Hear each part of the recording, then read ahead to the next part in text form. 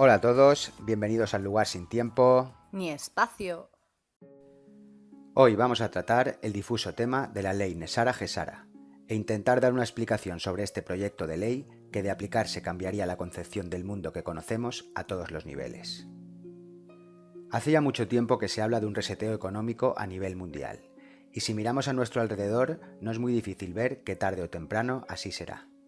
El colapso creado por la máquina de hacer billetes sin respaldo ya no se sustentará mucho tiempo, y el tema de las criptomonedas ya está a la orden del día. La economía como la conocemos está llegando a su inevitable final. La pregunta principal sería, ¿se producirá un reseteo económico que perjudique o beneficie a los seres humanos? Pues existen las dos posibilidades.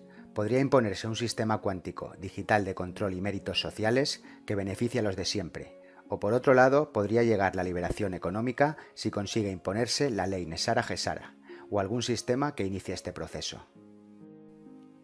Algunos expertos afirman que la vuelta al patrón oro es inevitable, debido a la falsa deuda e inflación creada.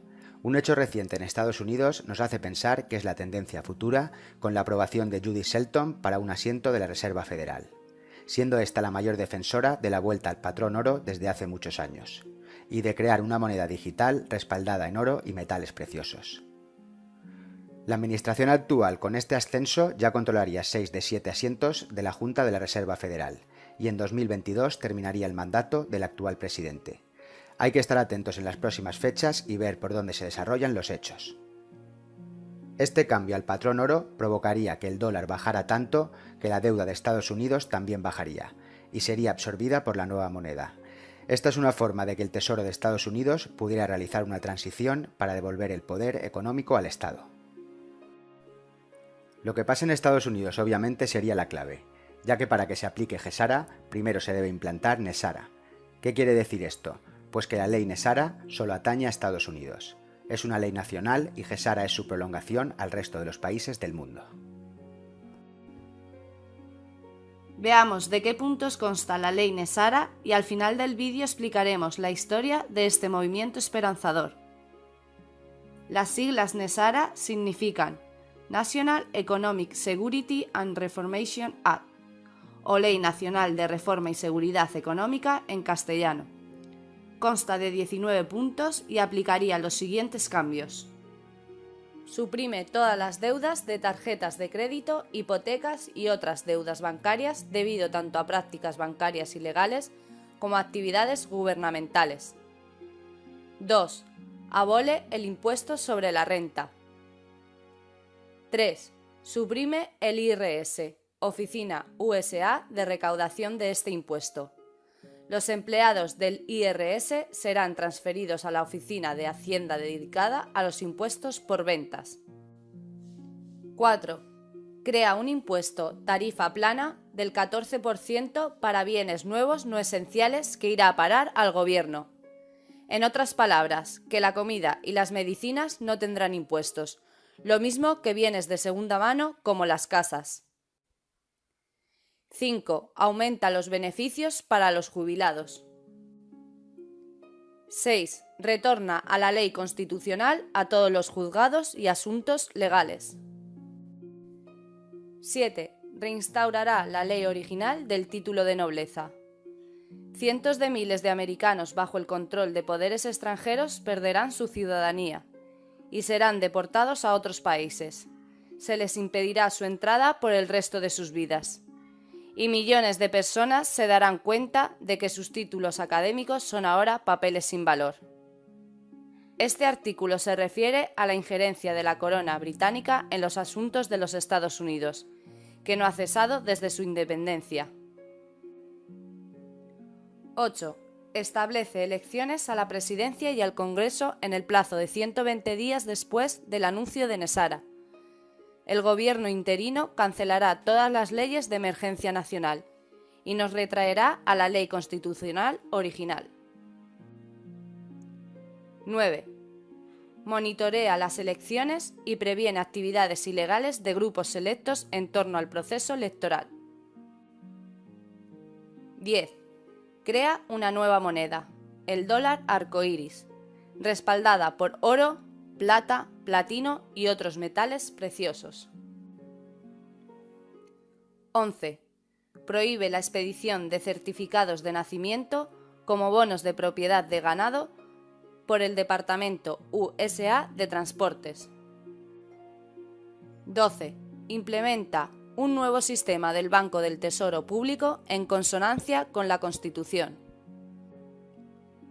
13. Elimina el sistema de la Reserva Federal. Durante el periodo de transición, a la Reserva Federal se le permitirá operar en apoyo del Tesoro por espacio de un año, hasta que se eliminen todos los billetes con el sello de la Reserva Federal del mercado monetario. 14. Restaura la privacidad financiera. 15. Vuelve a colocar a todos los jueces y fiscales bajo la ley de la Constitución. 16.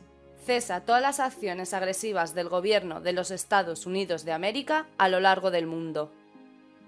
17. Establece la paz alrededor del mundo. 18. Libera enormes cantidades de dinero para propósitos humanitarios. Y 19.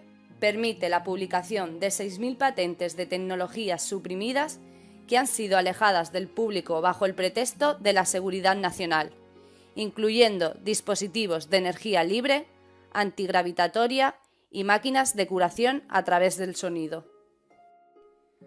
Suenan muy bien para todos los seres humanos estos cambios. Se conseguiría la libertad económica y se cubrirían todas las necesidades básicas de la población mundial, dando paso a una nueva era de luz, la llamada Edad de Oro, en la cual no existiría la pobreza. Buena utopía, pero ¿de dónde procede todo este entramado de la ley NESARA? Contaremos la versión corta. Cada uno puede indagar por su cuenta, ya que existe mucha información diversa al respecto. Los comienzos de esta historia se remontan a principios del siglo XX, tal vez un poco antes, cuando la Asociación de Banqueros realizó un entramado legal para desposeer a los agricultores y granjeros legítimos de sus propiedades. Una forma astuta de quitar poder y tierras a este colectivo, consumado por la fundación de la Reserva Federal en 1913, y la Ley de la Reserva Federal, que a partir de 1933 dejó de apoyarse en el patrón oro y a partir de esto hipotecaría las propiedades de todo el pueblo de la nación. La nueva moneda impresa no sería controlada por el Estado por primera vez, y tampoco apoyada en oro y metales, hecho que se podría considerar anticonstitucional, y con una finalidad oscura y poco transparente. Los granjeros con el tiempo empezaron a necesitar dinero, y pidieron créditos que solo provocaría que su deuda aumentara. También sus tierras con acuerdos usureros pasarían después de su muerte al Banco Federal de la Tierra. Hacia 1970, el Banco Federal adjudicó ilegalmente el suelo a través de hipotecas concedidas a los agricultores de todo el Medio Oeste, perpetuando este fraude. Después de todos estos turbios asuntos, que se pueden leer, como digo, en versión extendida, llegó un caso que cambió toda esta historia. El hijo de uno de estos agricultores, Roy Schwasinger Jr., que era militar retirado, presentó una demanda al comunicarle que tras el fallecimiento de su padre debía abandonar la granja familiar. Su primera demanda fue desestimada, pero fue ganando gente para la causa. Primero unos pocos granjeros y militares conocidos que comenzaron ayudándole en este proceso. Más tarde muchos granjeros e indios nativos, que fueron desposeídos de sus tierras, fueron uniéndose para formar un grupo sólido que demandase a la justicia. Tras muchos procesos, en 1990 se llegó al Tribunal Supremo, que falló a favor de la Unión de Granjeros. Por tanto, se dictaminó que todo el sistema de crédito concedido a los agricultores había sido ilegal. Se habría declarado que el gobierno federal y los bancos habían defraudado a los agricultores y a todos los ciudadanos de Estados Unidos, a partir de inmensas sumas de dinero y propiedades. La hipoteca debería recibir daños y perjuicios.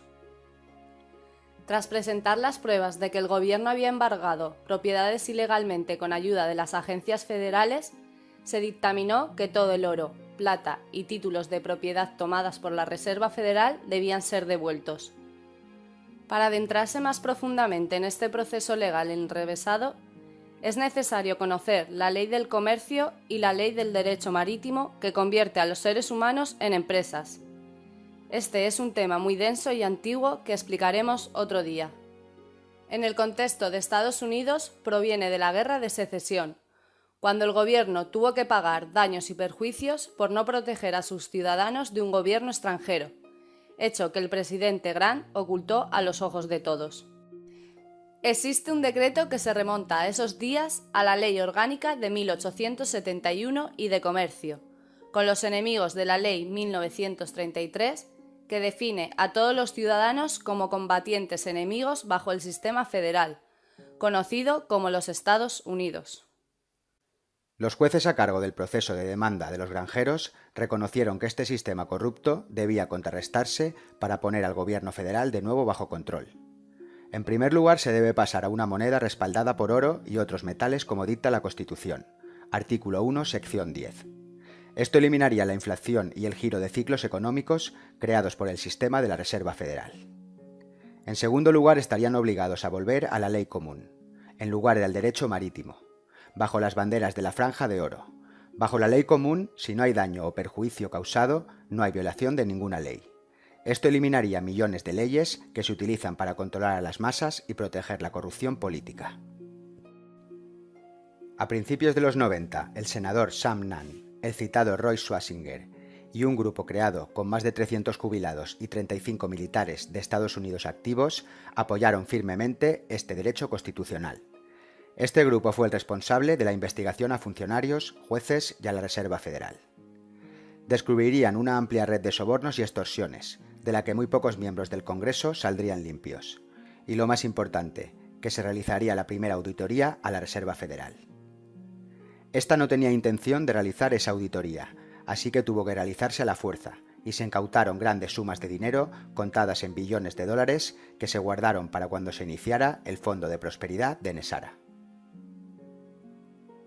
Nombres a destacar entre los denunciantes que otorga la fuente son el jefe de operaciones navales almirante Jeremy Borda, el general David McLeod, el exdirector de la CIA William Colby. A pesar de estos duros golpes, el presidente H.W. Bush y el Deep State siguieron adelante con sus planes de control global. Según esta historia de NESARA, en 1992 el presidente mencionado fue confrontado por militares para firmar un acuerdo y devolver Estados Unidos al derecho constitucional. Nunca más debería usarse el término nuevo orden mundial. Parece que aquí se entiende aún más la simbología del dólar creado por la Reserva Federal. En 1993, la presidencia pasó a Bill Clinton y se volvería a demandar el retorno a la ley constitucional. Pero este gobierno iba minando los esfuerzos de los granjeros, por ejemplo, utilizando un formulario específico, que impondría un cargo administrativo por cada reclamación, el cual sería utilizado en 1994 para detener a los líderes del equipo legal, incluido Roy Swasinger. El gobierno no quería que se supiera lo que se trataría en el juicio de Michigan, no permitiendo trabajar a los empleados del juzgado de lunes a jueves y rodeando el perímetro con agentes del FBI para que nadie tuviera acceso al evento. Muchos generales que adquirieron el título original de la quiebra de Estados Unidos en 1933, cuando se dejó de utilizar el patrón oro, fueron encarcelados o eliminados. Aquí hay un punto de inflexión que nos llevaría a otro tema, ya que la fuente de esta historia afirma que muchos fueron reemplazados por dobles o clones para evitar cualquier otra reclamación. La fiscal de los Estados Unidos, Janet Reno, se comprometió a llevar a cabo los cambios y ordenó a las fuerzas especiales del país recuperar millones de dólares robados. También a las agencias de otros países como Israel, Suiza o Reino Unido, que se comprometieron bajo la promesa que sus deudas con Estados Unidos serían canceladas. El documento habla de la reserva NORAD en Colorado Springs y otros 4 repositorios que serían utilizados como almacenes. Esta teoría comenta que Janet Reno fue sustituida, al igual que el secretario del Tesoro de los Estados Unidos, Robert Rabin, debido al enfurecimiento del poder establecido, y sus clones fueron los responsables de encubrir diversos escándalos. A pesar de estas acciones, el equipo legal continuó su lucha. Durante este tiempo, la Corte Suprema de Estados Unidos asignó jueces para monitorear el progreso de las resoluciones. Se requirió la ayuda de expertos en economía, derecho y muchas áreas relacionadas. Los jueces construyeron coaliciones con miles de personas en todo el mundo, conocidos como los Caballeros Blancos. Los jueces pasaron años negociando cómo se producirían las reformas, estableciendo acuerdos con la Reserva Federal, el Fondo Monetario Internacional, el Banco Mundial y con muchos países. La reforma requiere que la Reserva Federal sea absorbida por el Departamento del Tesoro de los Estados Unidos, y las actividades fraudulentas de los bancos deben ser detenidas y el pago debe hacerse por el daño pasado. Visto que los jueces no hacían efectivos los acuerdos, los militares denunciantes decidieron que la única manera de poner en práctica las reformas era a través de una ley aprobada por el Congreso. Así, en 1999 nacería oficialmente la Ley Nesara, un documento de 75 páginas que no tendría mucha incidencia durante un año. El 9 de marzo del año 2000, 15 miembros del Senado y la Cámara de Estados Unidos, que eran patrocinadores de Nesara, fueron escoltados por SEAL de la Fuerza Delta y la Armada, a sus respectivas cámaras de votación donde se aprobaría la ley. Estas 15 personas eran las únicas legitimadas legalmente en conformidad con la 13ª enmienda original. Se impedía a cualquier persona que tuviera vínculos con la corona de Inglaterra ejercer cargos públicos. Clinton renunció a su registro. Así, después de su aprobación en la Cámara, Fuerzas Armadas obligaron al presidente Clinton a firmar la ley, que sería puesta en funcionamiento el 11 de septiembre de 2001. Todos sabemos lo que ocurrió ese día. Las oficinas con los ordenadores para el reseteo en el World Trade Center fueron destruidas y también una zona del Pentágono donde trabajaban los Caballeros Blancos. Una vez más, el Deep State conseguía frenar un evento liberador. A partir de este momento se aplicó una ley mordaza para las personas que tenían conocimiento de la ley Nesara, pudiendo ser acusadas de traición si divulgaban esta información.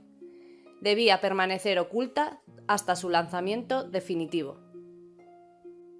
Algunos congresistas, jueces y periodistas intentaron filtrar la información, pero fueron silenciados de una u otra forma. Se afirma que Paul Wellstone, senador de Minnesota, estuvo a punto de romper esta orden de silencio, pero un avión en el que viajaba sufrió un accidente. Varios jueces de la Corte Suprema salvaguardan ahora esta ley Nesara, con una continua lucha entre su anuncio y su ocultación. La lucha de poderes tiene muchas vías abiertas, esta sería una de las más importantes. Wikipedia habla de esta ley como promovida por el Dr. Barnard, pero esto fue un intento de reforma monetaria rechazada en 1990. No fue el propulsor de Nesara, pero sí un firme defensor de este cambio. El Dr. Harvey Barnard falleció en 2005. Roy Schwasinger Jr. falleció en 2009. La ley Nesara ha pasado muchos años en la sombra. Tras los 32 años de mandato entre Bush padre, Clinton, Bush hijo y Obama. Pero parece que en nuestros días se está moviendo un reseteo económico mundial inminente. Como hemos dicho, la aplicación de Nesara provocaría que su extensión a todos los países, llamada GESARA, pudiera liberar a la humanidad de la tiranía económica. En estos tiempos se ha hablado mucho del paso al patrón oro y de una moneda digital apoyada en metales preciosos que sustituya al obsoleto dólar. Este sería el inicio del reseteo.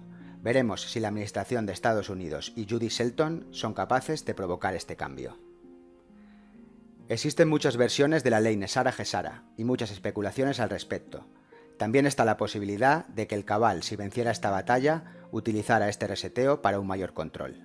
Por eso el oro y los metales preciosos que aseguren los bonos de prosperidad deben ser custodiados hasta la puesta en funcionamiento. En futuros vídeos explicaremos de dónde se podría sacar el oro y la riqueza para poder respaldar los bonos de prosperidad entregados a 7.500 millones de personas. Este reseteo no solo influiría económicamente, sino que sería una liberación total del ser humano, que podría convertirse en libre soberano. También la liberación de patentes mejorarían la energía, la salud, el medio ambiente y la seguridad, a la vez que quitaría poder a las grandes corporaciones.